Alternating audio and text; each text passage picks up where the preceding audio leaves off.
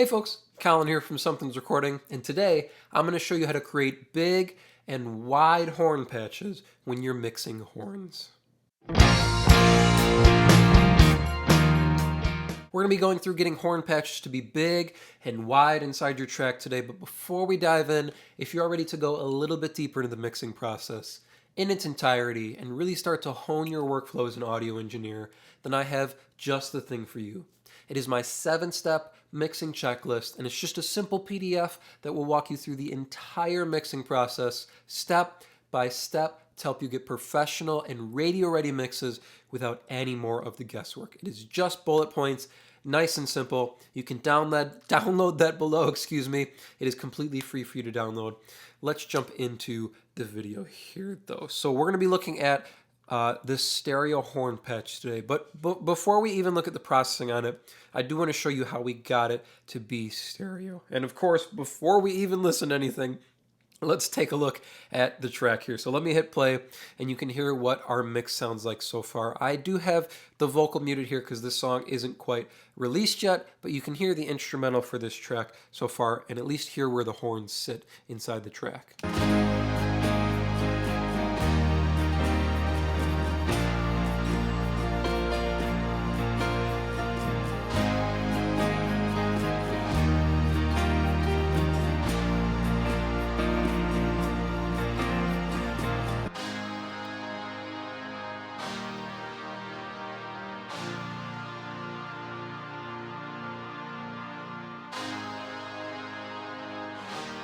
So you can see they're big, they're deep, and they sit wide inside of our track. But let me show you where we started here. So I'm going to come over and I'm going to pull up the original horn track. This all comes from a mono recording here. So you can see this is just a mono recording of the horns. It's a mono capture. But what we're doing to make it stereo is we're doing a little trick of the ear with some delay here. So if I take off all the processing, you can hear here.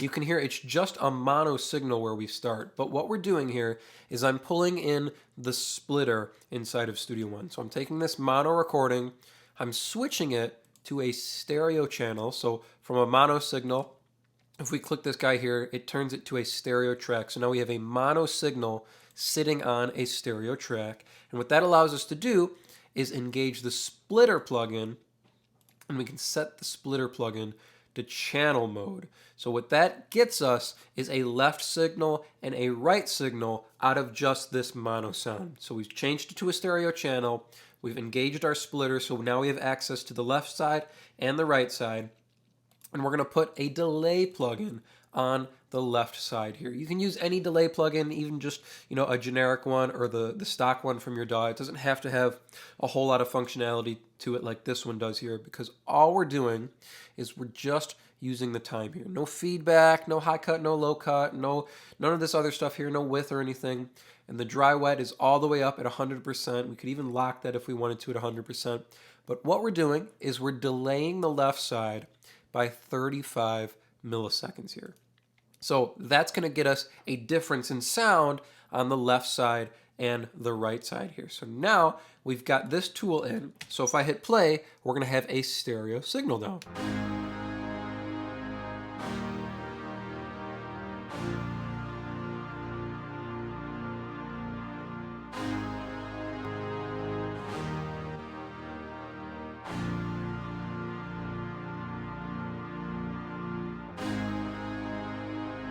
Something that I do have to do sometimes is pull down the side that we delay. So you can see our left side is being pulled down 5 dB just to level match it with the right side. Sometimes when you put the delay in on one side, you can end up with a volume discrepancy, and that's easy enough to solve. We just pull down the delayed side to match it with our raw channel here. So now we have our stereo signal, and then running it after it, I just have an EQ here, just getting us a little bit of balance on the back end of this. So pulling out some of the heaviness there and adding a touch of brightness as well.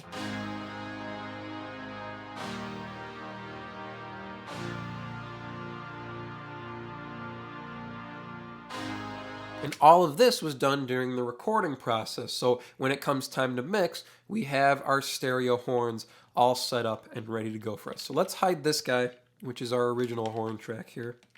And now we'll jump to our printed horn section, and that is this guy here. So if I take off all our processing, you'll hear exactly where we were after putting on our delay.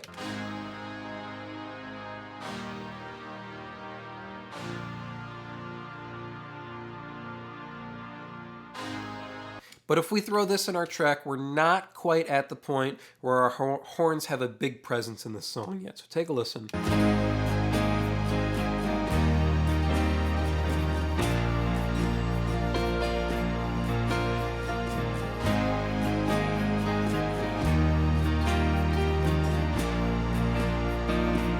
They're there, but it's very bottom end heavy at the moment. We need some top end to give our strings some life, give them some air, and give them some realism so they have some atmosphere to add into this track here. So let's pull up our EQ. Only doing a couple moves here. The first thing we're doing is, of course, engaging the high pass filter. So rolling the high pass filter up to about 141 hertz here, just starting to reach into the low mid area here around 200, almost up to 300, but taming some of the bottom end here on the horns. We want that big bottom end to give them some presence and some weight inside the track, but I don't like having a lot of low end spread wide. I want the horns to be panned wide, and I want them to have some bottom end, but they don't need as much as they have at the moment. So just rolling a touch of this off on the bottom end of the track is going to help our horns sit better out wide in the track. So take a listen without the high pass, and then with it.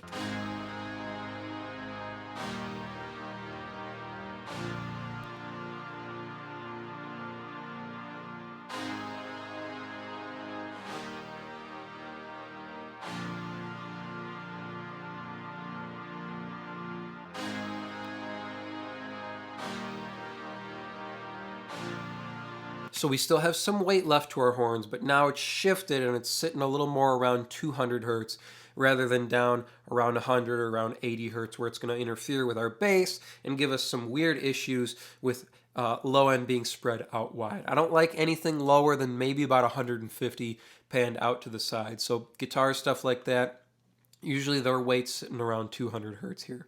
Moving up now, we're going to pull out some of the heaviness in the low mid. So around 300 hertz here, we're at 303, and I'm pulling out about 3 dB here. So take a listen, I'll hit play without this cut in, and then I'll kick this 3 dB cut in around 300 hertz. Listen to how it clears out some of the low mid information.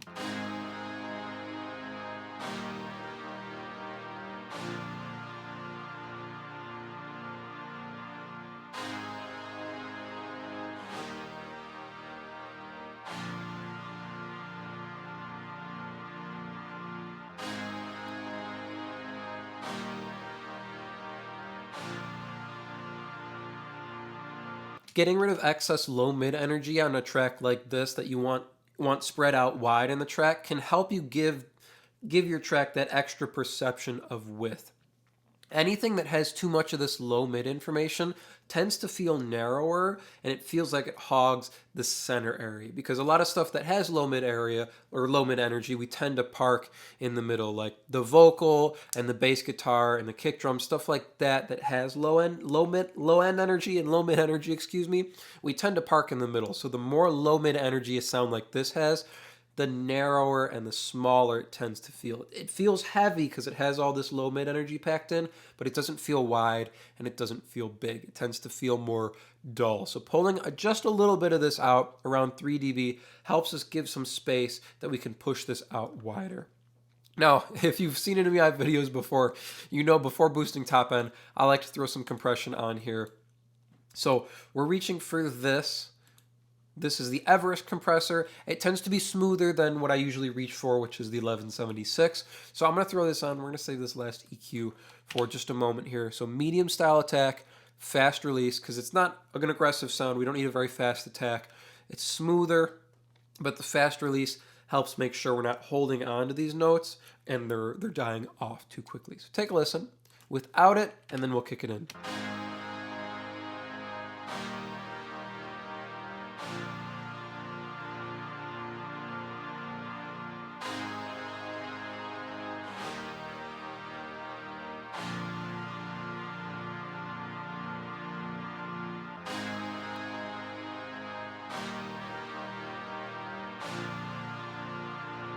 just 3 dB reduction on these bigger hits on the horn, so it helps to even everything out, and you hear the sustain of the horn notes a little bit better inside the track when we put it in with everything.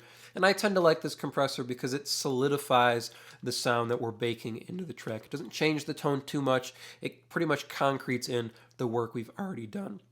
So now moving back, let's add our top end, let's add our brightness, and let's add the air to this track. We don't want to reach too high here because then we'll start to get noise up on the top end. But around 5K here is where we're going to get that pretty top end air on this horn track here. So I'm going to hit play and I'll kick this boost in so you can hear without it and then with it.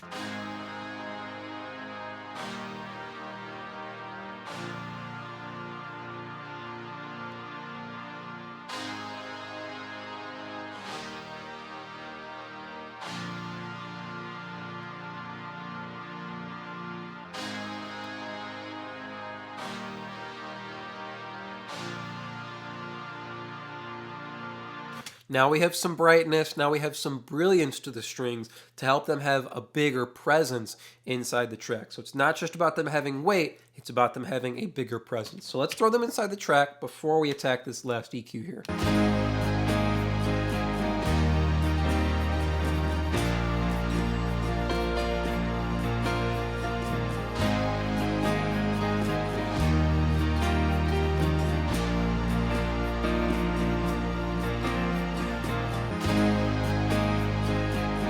Okay, now we've got that top end. Let's emphasize some of that bottom end to give it some impact on these downbeats here. And my favorite way to kind of emphasize some low end impact is using this Pultec style EQ. So we're using the passive EQ here inside of Studio One. I've got it dialed up to 100 hertz on the low frequency, and we're just adding 0.3 of this low band frequency here. So take a listen without this. And I'll solo up the horns here.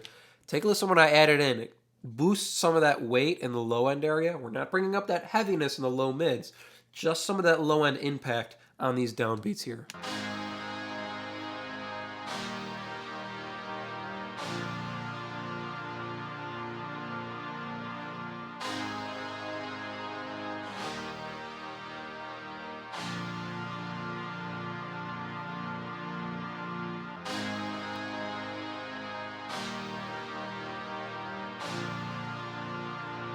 Not boosting too much, because remember I said I don't like too much low end panned wide here, but just a touch more of this 100 hertz area helps us give some impact. So we have the bigness, we have the brilliance of our strings being spread wide, but we also have the impact of these downbeats here. So now we got everything in, let's throw it back inside the track.